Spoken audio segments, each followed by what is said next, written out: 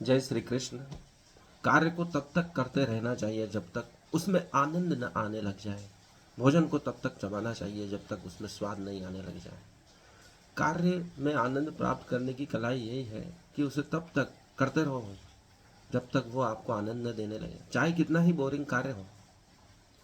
एक अपने क्षेत्र में सबसे सफल व्यक्ति ने कहा कि चाहे कार्य कितना ही बोरिंग क्यों ना हो, उसको इस रूप में करो कि उसमें आपको आनंद आने लगे।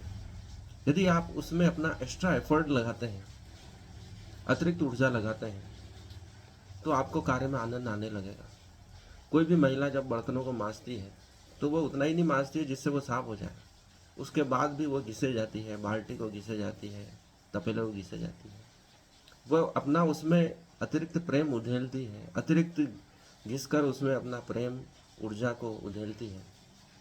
कुम्हार जब बर्तन का निर्माण करता है तो उतना ही चाक को नहीं घुमाता है जिससे वो बर्तन बन जाए, उसके बाद भी घुमाया जाता है, बर्तन पर हाथ फेरे जाता है, घड़े पर हाथ फेरे जाता है, अपना एक्स्ट्रा एफर्ट लगाता है, अपना लास्ट टच देता है, अपनी जो कार्य की ऊर्जा है उसका अतिरिक्त उपयोग करता है।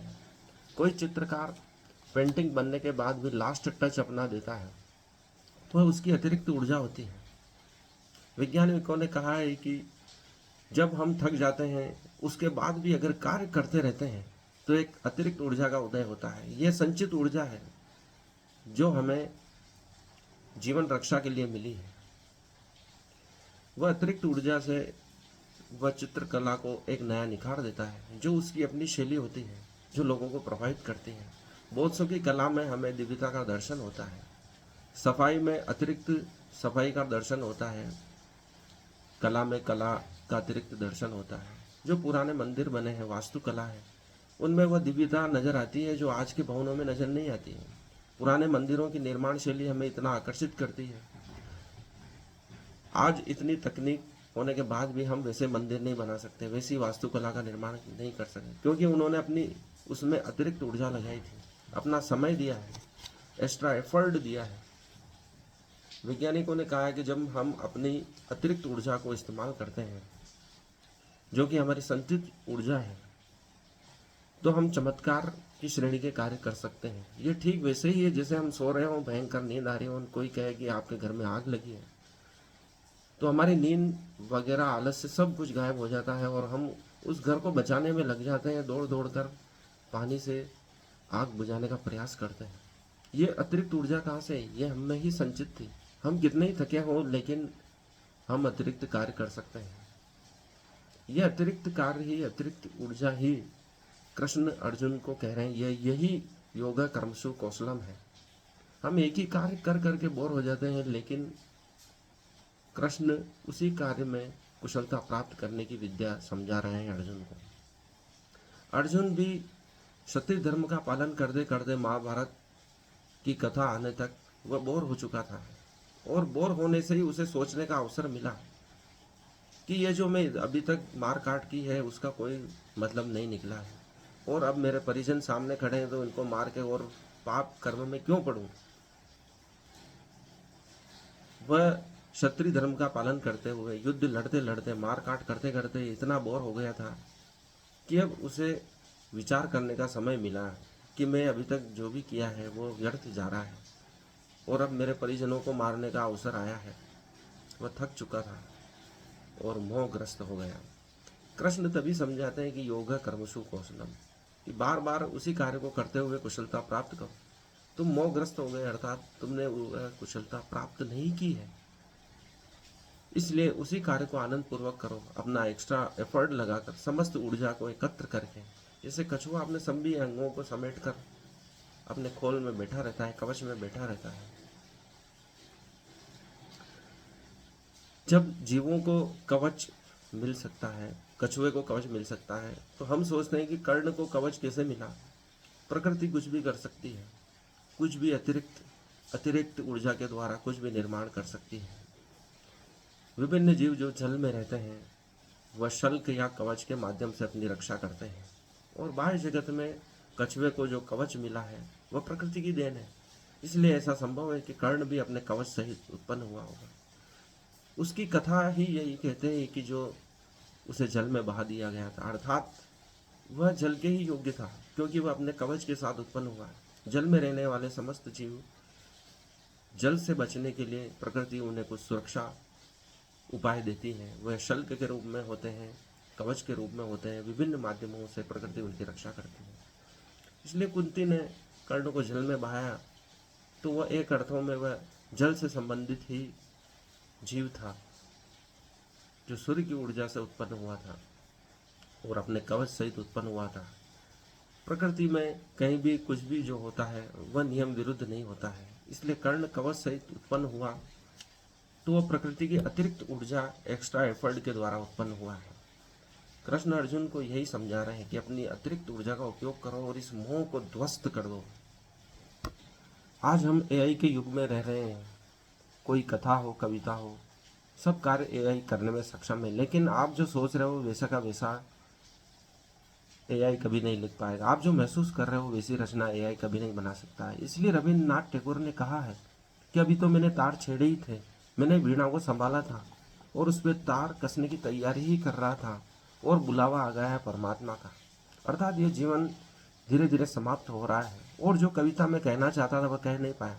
जब हम खुद ही अपने मन में अभिव्यक्त नहीं कर सकते, अपने भावों को शब्दों में नहीं पिरो सकते, तो एआई क्या पिरोएगा। इसलिए अभी भी मनुष्य की जो मौलिकता है वह बची हुई रहेगी और जो वह रचना करना चाहता है वह कर पाएगा। उसमें एआई कभी आगे नहीं बढ़ पाएगा, क्योंकि हम जो महसूस करते हैं वह भी ढंग से कहाँ अभिव्यक्त कर पाते हैं, कहाँ लिख पाते हैं। हम जैसा सोचते हैं वैसा कर्म भी नहीं कर पा सकते हैं।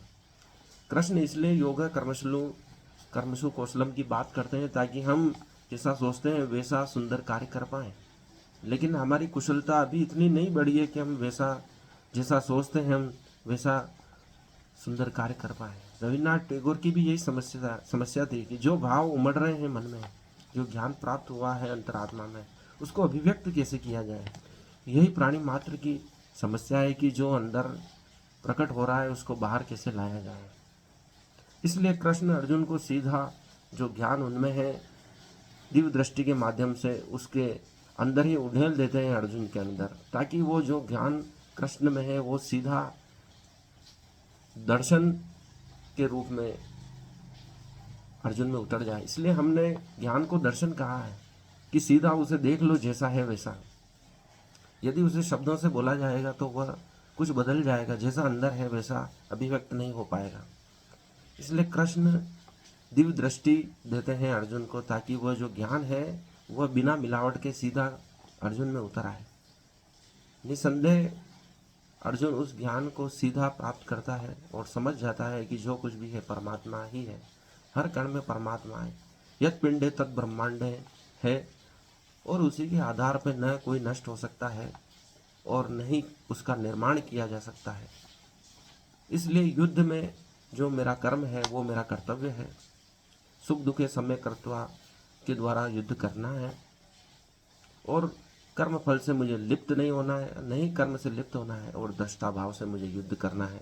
ऐसा ज्ञान अर्जुन को कृष्ण के द्वारा प्राप्त हुआ।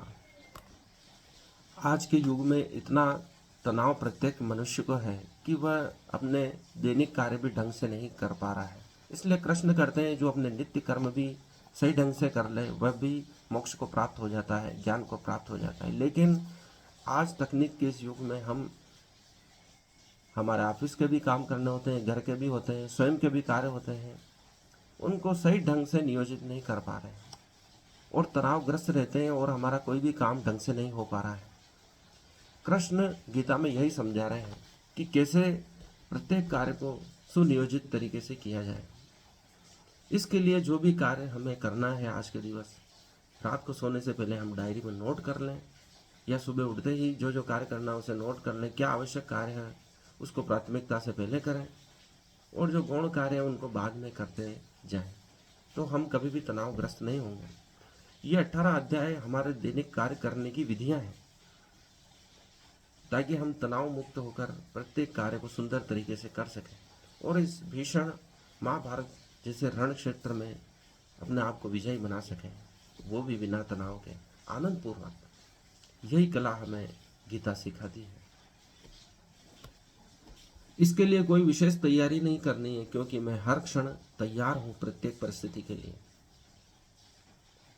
वही कृष्ण अर्जुन को समझा रहे हैं कि ये जो परिस्थिति प्राप्त हुई है उसमें मोहग्रस्त नहीं होना है, सिर्फ अपना कर्म करना है, अपना कर्तव्य करना है, जो नित्य कर्म वह करना है, स्वधर्म वाला कर्म करना है, दृष्टारूपी कर्म करना है, भक्ति भाव परमात्मा को मन में रखते हुए कर्म करना है, सुख दुख के समय कर्तव्य करते हुए कर्म करना है, योग कर्म शुभ कौशलम के द्वारा कर्म करना है।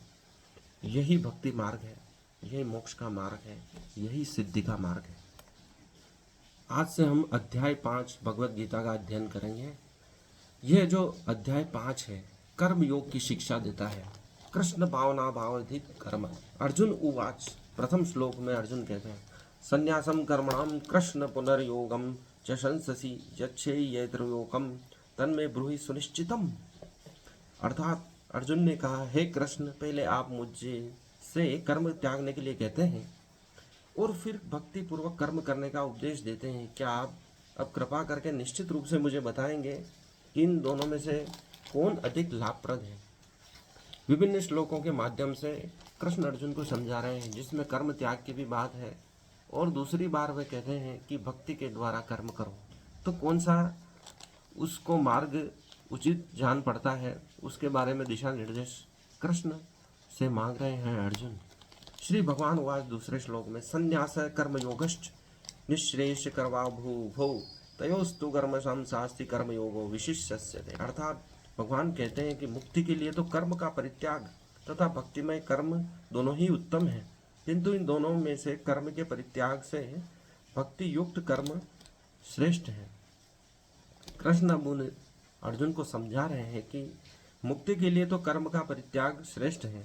यदि कोई मुक्ति की कामना करता है, जब उसके सब कर्म पूरे हो गए हैं इस पृथ्वी पर, तो मुक्ति के लिए वह कर्म का परित्याग कर सकता है। तथा भक्तिमय कर्म दोनों ही उत्तम है। कर्म का परित्याग भी उत्तम है और भक्तिमय कर्म भी उत्तम है, किंतु इन दोनों में से कर्म के परित्याग से भक्ति युक्त कर्म श्रेष्ठ है। कर्म छोड़कर भक्ति युक्त कर्म करना ज्यादा श्रेष्ठ है। अर्थात दोनों में से भक्ति युक्त कर्म ज्यादा श्रेष्ठ है कर्म को छोड़ने के बजाय। भक्ति युक्त कर्म से हम कर्म फल के बंधन में नहीं पड़ेंगे, लाभ और हानि के बंधन से मुक्त हो जाएंगे। पाप और पुण्य दोनों से मुक्त होने की कला है भक्ति युक्त कर्म करना। तीसरे श्लोक में भगवान कहते हैं ज्ञेय न नित्य सन्यासी यो न द्वेष्टि न कांगक्षति निर्दंदो ही महाभाव सुखम बंधनात् प्रमुच्यते। तीसरे श्लोक का अर्थ है जो पुरुष न तो कर्म फलों से घृणा करता है न कर्म फल की इच्छा करता है, वह नित्य सन्यासी जाना जाता है। हे महाबाहु अर्जुन, ऐसा मनुष्य समस्त द्वंद्वों से रहित होकर भाव बंधन को पार कर पूर्णतया मुक्त हो जाता है। जो पुरुष न तो कर्म फलों से घृणा करता है, अर्थात दुख आता है तो उसको भी सहर्ष रूप से स्वीकार करता है। युधिष्ठिर को वनवास मिला तो युधिष्ठिर ने सहर्ष रूप से स्वीकार किया, पांडव स्वीकार नहीं कर पा रहे थे, तो युधिष्ठिर ने कहा कि भाई जो नियति है उसको स्वीकार करना ही पड़ेगा। जो कर्म किया है उसका दंड भी स्वीकार उसी सहज भाव से करना चाहिए, जैसे सुखों को हम स्वीकार करते हैं और न कर्म फल की इच्छा करता है कि हमने शुभ कर्म किए तो उसका फल भी शुभ हो, उसकी भी इच्छा नहीं करता है। ऐसा व्यक्ति नित्य सन्यासी कहा जाता है। हे अर्जुन, ऐसा मनुष्य समस्त द्वंद्वों से रहित होकर भवबंधन को पार कर पूर्णतः मुक्त हो जाता है। वह सभी द्वंद्वों से मुक्त हो जाता है, न तो उसे सुख की कामना है न दुख की, न कर्म फल कैसा मिलेगा उसके बारे में चिंता करता है, तो वह व्यक्ति मुक्त हो जाता है। जब उसे किसी से कोई मतलब नहीं है तो वह मुक्त अवस्था में ही रहता है। जैसे कृष्ण पूरे जीवन काल में मुक्त अवस्था में ही रहे, न तो गोपियों से ज्यादा मोह रखा, उसको भी उसी क्षण त्याग दिया जब उन्हें मथुरा जाना पड़ा, और मथुरा को भी उसी क्षण त्याग दिया जब जरासंध बार बार युद्ध कर रहा था, और द्वारिका में प्रवेश किया और द्वारिका को भी जलमग्न कर दिया जब उसका कार्य पूर्ण हो गया। इसलिए उन्होंने ज्यादा मोह नहीं रखा कि हम इतने समय तक यहाँ रहे तो उससे हमें मोह होना चाहिए। नहीं, उन्होंने सभी कुछ उसी क्षण त्याग दिया जब उसकी आवश्यकता समाप्त हो गई। कर्म फल से वह बंधे नहीं, लेकिन हम एक एक चीज़ से बंधे हुए हैं कि जो चीज़ हमने 50 साल पहले खरीदी थी उसको भी सुरक्षित रखना चाहते हैं, उसके बंधन में पड़े हैं। जो लोग हमको मिले हैं उनको कभी छोड़ना नहीं चाहते हैं। लेकिन कृष्ण किसी से भी मोह न रखने की बात कर रहे हैं और न ही उसकी चिंता करने की कह रहे हैं कि तुम्हें जो कर्म किया है उसका फल क्या मिलेगा। अगर दुख मिलेगा तो भी उसे सहज स्वीकार करो, जैसे हम सुख को स्वीकार करते हैं। अर्थात कहीं से भी बंधन में न पड़ो, मुक्त भाव में रहो। राधा को भी उसी क्षण छोड़ दिया जब उन्हें मथुरा जाना पड़ा, और इतनी रानियों को भी अपनाया जो कि बंधन में थी नरकासुर के। लेकिन उनसे भी इतना मोह नहीं रखा कि मेरे पास इतनी रानियां हैं। वह सहज भाव से अपना कर्म करते रहे पूरे विश्व में घूम घूम कर। चौथे अध्याय में भगवान कहते, सांख्य योगो प्रतिबाला प्रवंदन्ति न पंडिता एवं व्यप्यतिष्ठत सद्य भूर्भुव गोविंद फलम। अर्थात अज्ञानी ही भक्ति अर्थात कर्म योग को भौतिक जगत के विश्लेषणात्मक अध्ययन अर्थात सांख्य से भिन्न करते हैं। कहते हैं जो वस्तुतः ज्ञानी है वह कहते हैं कि जो इनमें से किसी एक मार्ग का भली भांति अनुसरण करता है वह दोनों के फल प्राप्त कर लेता है। अर्थात दो दो मार्गों पर एक साथ चलने की आवश्यकता नहीं, एक ही लक्ष्य होना चाहिए, एक ही मार्ग होना चाहिए, एक ही समय पर। अज्ञानी ही भक्ति को भौतिक जगत के विश्लेषणात्मक अध्ययन से भिन्न करता है। जो अज्ञानी होता है भक्ति अर्थात कर्म योग को भौतिक जगत के विश्लेषणात्मक अध्ययन से भिन्न करता है, अर्थात सांख्य योग से भिन्न करता है।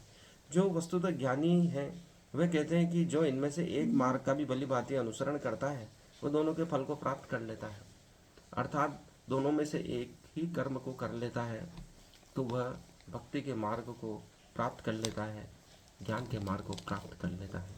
अर्थात कोई भी कर्म बुरे नहीं है, लेकिन जैसी स्थिति है जो आपका स्वधर्म है उसके अनुसार हमें वह कर्म करते हुए मोक्ष को प्राप्त करना चाहिए।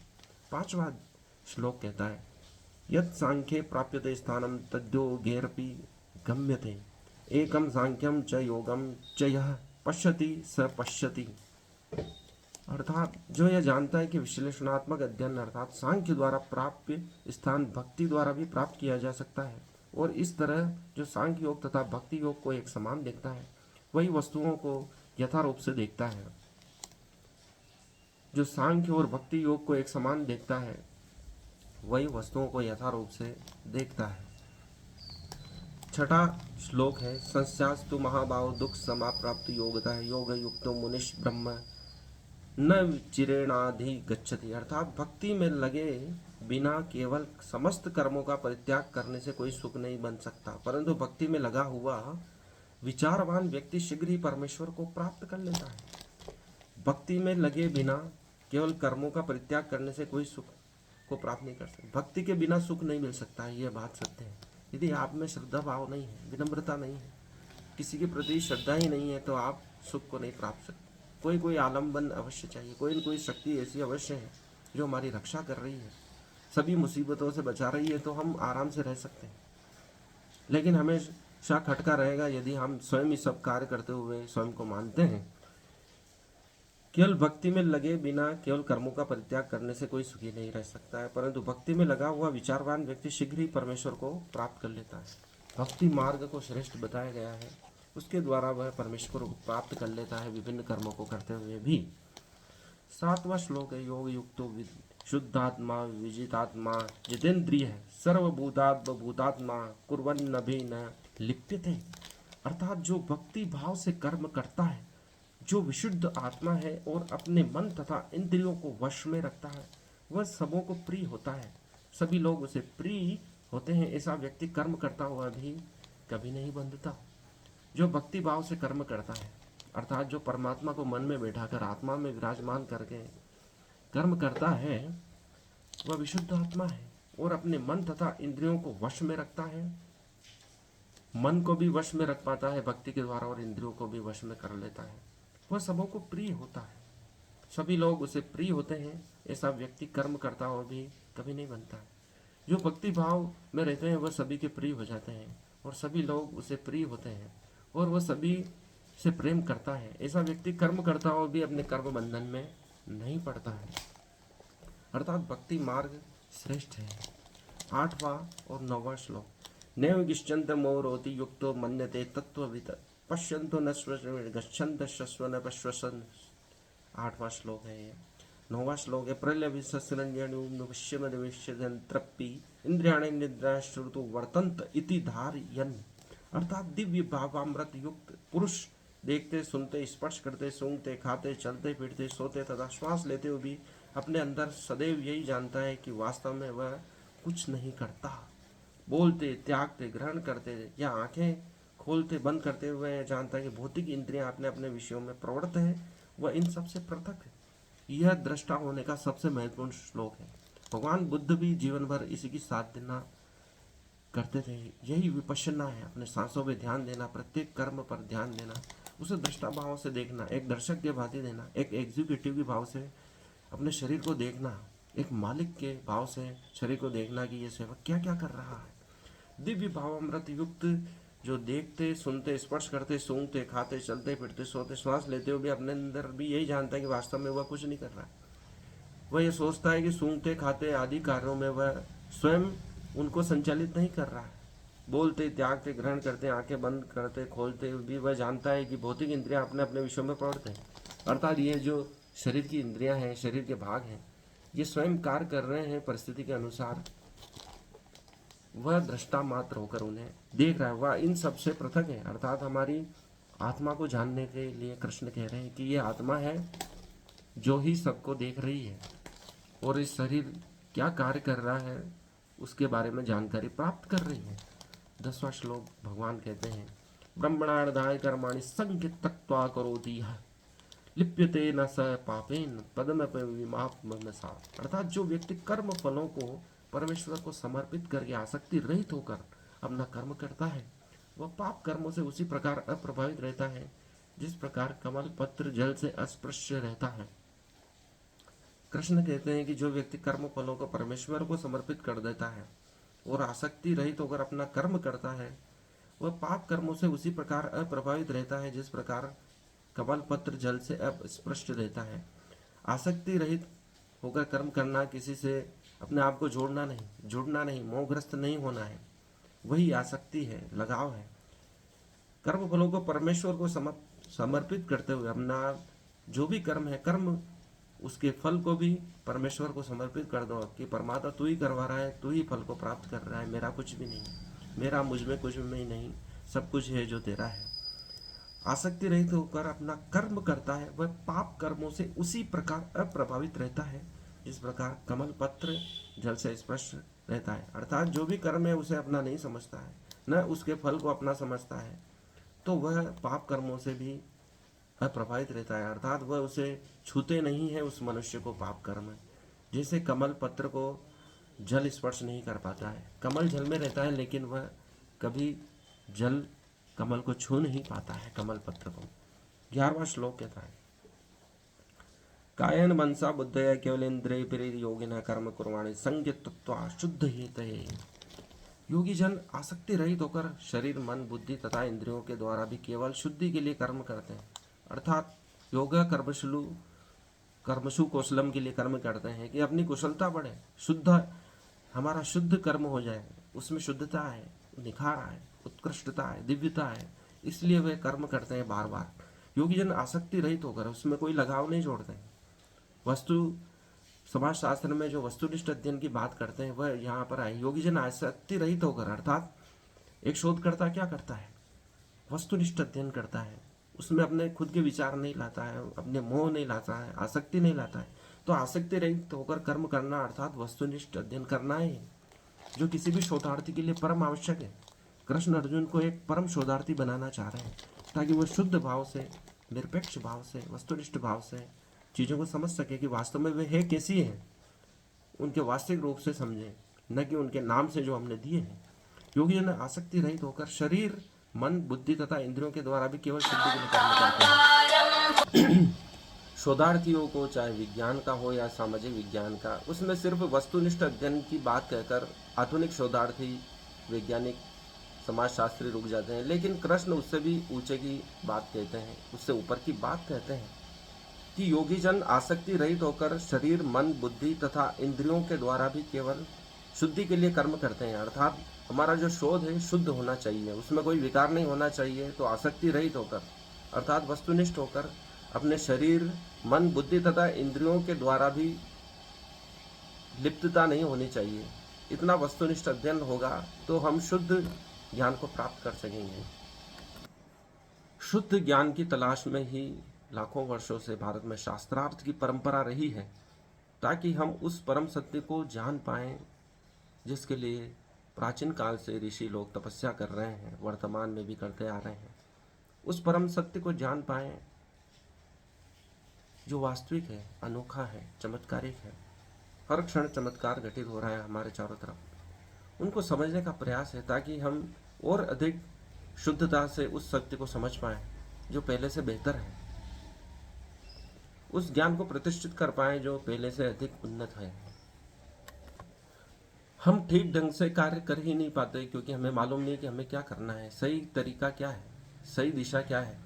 प्रत्येक व्यक्ति अपने अनुसार कार्य करना चाहता है और वह तरीका उसे नहीं मिल पाता है, इसलिए वह कोई कार्य नहीं करता है। बिल गेट्स ने कहा था कि मुझे आलसी लोग पसंद है क्योंकि वे नए नए तरीके ढूंढ लेते हैं अपने कार्य को करने के। वही मैं माइक्रोसॉफ्ट में लोगों के सामने पेश करता हूँ ताकि आसानी से कैसे कार्य किया जाए। इसलिए प्रत्येक व्यक्ति का कार्य करने का तरीका भिन्न होता है। और अर्जुन के कार्य करने का तरीका क्या है, कृष्ण वही समझना चाहते हैं और अर्जुन को भी समझाना चाहते हैं कि वह कैसे युद्ध में प्रवृत्त होगा। उसे दिशा नहीं मिल रही है, अर्जुन को उसे मार्ग नहीं मिल रहा है, उसे अपना तरीका नहीं मिल रहा है कि कैसे बेस्ट तरीके से मैं इस कार्य को संपन्न कर पाऊँ। प्रत्येक व्यक्ति कार्य करना चाहता है लेकिन उसे वह अपना तरीका नहीं मिल पा रहा है। सब अपने हिसाब से कार्य करना चाहते हैं और सर्वश्रेष्ठ करना चाहते हैं उस कार्य को, लेकिन वह तरीका उसे नहीं मिल पाता है। यही प्रत्येक शोधार्थी की भी समस्या है। आधुनिक शोध इसलिए निरंतर हो रहे हैं क्योंकि पहले के शोध आधुनिक शोधार्थियों को पसंद नहीं आ रहे हैं, उनमें कुछ सुधार की गुंजाइश बच रही है, वे अपने हिसाब से शोध करना चाहते हैं। कृष्ण उन सभी का सारभूत बताते हैं कि यदि शोधार्थी को शोध करने की इच्छा है या योगी जन कर्म करते हैं तो कैसे शुद्ध कर्म किया जाए, उसके लिए तरीका बता रहे हैं कि आसक्ति रहित होकर, जिसे हम वर्तमान में वस्तुनिष्ठ अध्ययन कहते हैं, शोधार्थियों के लिए अपने शरीर, मन, बुद्धि तथा इंद्रियों के द्वारा भी केवल शुद्धि के लिए कर्म करना है। कर्म क्यों करना है? ताकि हम शुद्ध ज्ञान को प्राप्त कर सकें। उसमें अपनी मिलावट न करें, अपने विचारों की मिलावट न करें, अपने मोह, लगाव, आपसी लोगों को ध्यान देते हुए कर्म न करें, वस्तुनिष्ठ अध्ययन करें, जो जैसा है वैसा अध्ययन करने का प्रयास करें। तो हम शुद्ध ज्ञान को प्राप्त कर पाएंगे, आसक्ति रहित कर्म कर पाएंगे और अपने शुद्ध कर्म को करते हुए मोक्ष को उपलब्ध होंगे और एक महत्वपूर्ण शोध रचना को प्रस्तुत कर पाएंगे।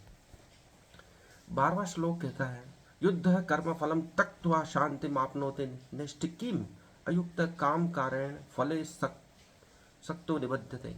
अर्थात निश्चल भक्त शुद्ध शांति प्राप्त करता है क्योंकि वह समस्त कर्मफल मुझे अर्पित कर देता है। किंतु जो व्यक्ति भगवान से युक्त नहीं है और जो अपने श्रम का फल कामी है वह बंध जाता है। निश्चल भक्त शुद्ध शांति प्राप्त करता है, जो जिसके मन में कोई छल नहीं है, कोई विकार नहीं है, किसी से न तो लगाव है न किसी से घृणा है। तो ऐसा व्यक्ति जो निश्चल भक्त होकर शुद्ध शांति को प्राप्त करता है, ऐसा भक्त ही शांति को प्राप्त करता है, वरना सब उद्विग्न है, सब तनावग्रस्त है। हम देखते हैं संसार में इतना तनाव क्यों है, क्योंकि उनके मन में भक्ति नहीं है। और कृष्ण हजारों साल पहले ही ये उपाय बता गए हैं कि आप तनाव मुक्त कैसे रह सकते हैं। अधिकतर देखा गया है शोध के द्वारा कि जो भक्ति भाव में रहते हैं, भगवान की पूजा करते हैं, भजन कीर्तन करते हैं, उनके मन में तनाव बहुत कम रहता है। उनके मन को निश्चल कर दिया गया है परमात्मा की भक्ति से। वे लोग ही शांति को प्राप्त करते हैं, बाकी सब पूरी दुनिया उद्विग्न है। कोई देशों को जीतना चाहता है, कोई पड़ोसी से ज़्यादा महंगी कार लाना चाहता है।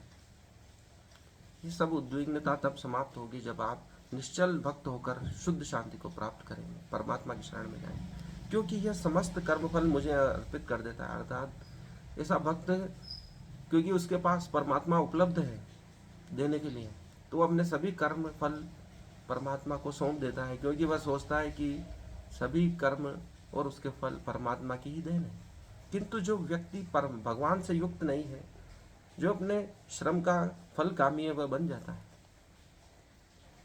जो व्यक्ति भगवान से युक्त नहीं है, अर्थात जो अपने आप को परमात्मा से युक्त नहीं समझता है, जो अपने आप को परमात्मा से आबद्ध नहीं किया हुआ है, वह तो अपने सभी कर्म फल खुद के ही द्वारा प्राप्त किए मानता है। तो वह कर्म फल में बन जाता है कि हाँ, ये मैंने किया तो ये मुझे ही मिलना चाहिए, मेरे पास ही रहेगा ये कर्म फल। ऐसा नहीं है। परमात्मा से युक्त व्यक्ति परमात्मा को ही सौंप देता है सभी कर्म। 13वां जो श्लोक है, सर्वकर्माणि मनसा संन्यासते सुखम वशी नव द्वारे पूरे देही नैव कुर्वत कार्यन। अर्थात जब देहधारी जीवात्मा अपनी प्रकृति को वश में कर लेता है और मन से समस्त कर्मों का परित्याग कर देता है, तब वह 9 द्वारे वाले नगर अर्थात भौतिक शरीर में बिना कुछ किए कराए सुखपूर्वक रहता है। 9 द्वार का हमारा शरीर बताया गया है।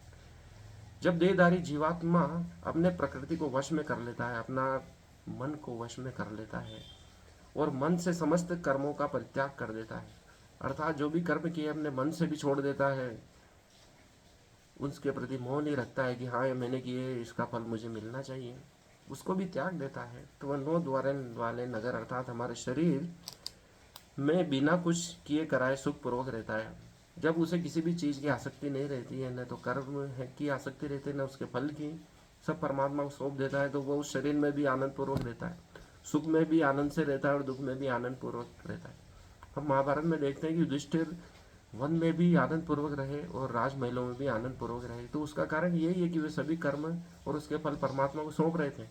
बाकी दूसरे पांडव दुखी घूम रहे थे, उसका कारण यही है कि वह अपने कर्म और उससे फल से बंधे हुए थे। एकमात्र युधिष्ठिर स्वर्ग में इसलिए पहुंच पाया क्योंकि वह कर्म फल से मुक्त था।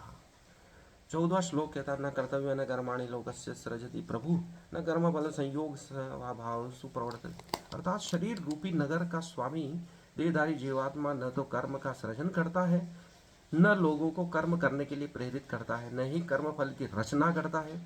यह सब तो प्रकृति के गुणों द्वारा ही किया जाता है। जो मनुष्य है, मनुष्य शरीर रूपी जो हमारा नगर का स्वामी देहधारी जीवात्मा अर्थात हमारी आत्मा इस शरीर की स्वामी है, न तो कर्म का सृजन करती है, आत्मा कोई कर्म नहीं करती है, यह सत्य है। न लोगों को कर्म करने के लिए प्रेरित करता है, न लोगों को कुछ करने के लिए प्रेरित करता है, न ही कर्म फल की रचना करता है, अर्थात कर्म फल से भी कोई अपनी लिप्तता प्रकट नहीं करता है, न ही उससे जुड़ता है। यह सब तो प्रकृति के गुणों द्वारा ही किया जाता है, ऐसा समझता है, वही सच्चा भक्त है। 15वां श्लोक कहता है, नाद्यते काश्चन चापम न चैव सुकृत विभु अज्ञानेन अवराधम ज्ञानम तेन मुह्यति जन्तवः। 15वां श्लोक का अर्थ है, परमेश्वर न तो किसी के पापों को ग्रहण करता है न पुण्यों को, किंतु सारे देहधारी जीव उस अज्ञान के कारण मोहग्रस्त रहते हैं जो उनके वास्तविक ज्ञान को आच्छादित किए रहता है। जो वास्तविक ज्ञान है वह हमेशा ढका रहता है, जैसे दर्पण धूल से ढक जाती है, वैसे ही हम ज्ञान युक्त तो हैं, लेकिन मन के कलमश हमारे जो कर्म है उसको ढक लेते हैं। परमेश्वर न तो किसी के पापों को ग्रहण करता है न पुण्यों को, परमात्मा को किसी के पुण्य पाप से कोई मतलब नहीं है, किंतु सारे देहधारी जीव उस अज्ञान के कारण मोहग्रस्त रहते हैं। परमात्मा तो स्वयं पाप पुण्य से मुक्त है, वैसा ही जीवात्मा को बनाने के लिए कृष्ण कह रहे हैं कि क्योंकि तू परमात्मा का अंश है तो तुझे भी वैसा ही होना चाहिए, ताकि तू परमात्मा के समान हो सके।